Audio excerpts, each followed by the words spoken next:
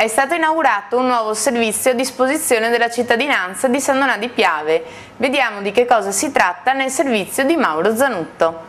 Dopo 25 anni il servizio trasfusionale ha una nuova sede, oggi a San Donà l'inaugurazione, non potevamo che iniziare con il direttore di questa unità, il dottor Fiorin. Dottore, allora 18 anni di lavoro, lei 18 anni in un seminterrato, oggi ha detto finalmente vedo la luce. Oggi effettivamente vediamo la luce del sole, i locali del nuovo servizio trasfusionale hanno questa grossa caratteristica, sono ambienti luminosi e assolutamente più accoglienti sia per i nostri donatori, che i nostri volontari che ci procurano tutto il sangue per i nostri ospedali, che soprattutto anche per i nostri pazienti che poi qui all'interno del servizio trasfusionale vengono anche trattati. È diviso in due zone, la parte superiore in cui c'è l'attività di accoglienza ai donatori, la sala prelievi che è il locale dove noi siamo adesso e tutta l'attività di laboratorio e di produzione di emocomponenti, mentre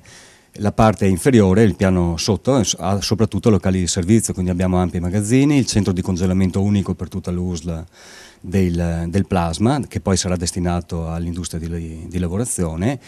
gli archivi, i magazzini, le stanze server e tutto quello che serve poi per praticamente condurre il nostro lavoro. E in futuro abbiamo la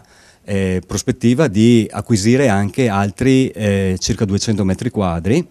che servono per il laboratorio di serologia e di validazione delle unità di sangue di tutta la provincia, cosa che già stiamo facendo attualmente da circa un anno e mezzo, in locali però che sono in prestito per gentile concessione del laboratorio analisi di questa azienda. Sicuramente quando si inaugurano dei nuovi servizi sono sempre delle particolari opportunità che vengono date al territorio, in questo caso non di San Donà ma di tutto il Veneto orientale. Devo dire che è un servizio atteso da moltissimi anni, che è riuscito a reggere in termini di qualità grazie a del personale qualificato, grazie a tutta un'azione del volontariato, vedi l'Avis, e quindi oggi collocarlo anche in una struttura che si presenta secondo dei canoni di qualità, di serietà e di tecnologia ancora di più qualifica questo servizio in un territorio come un servizio, io credo, unico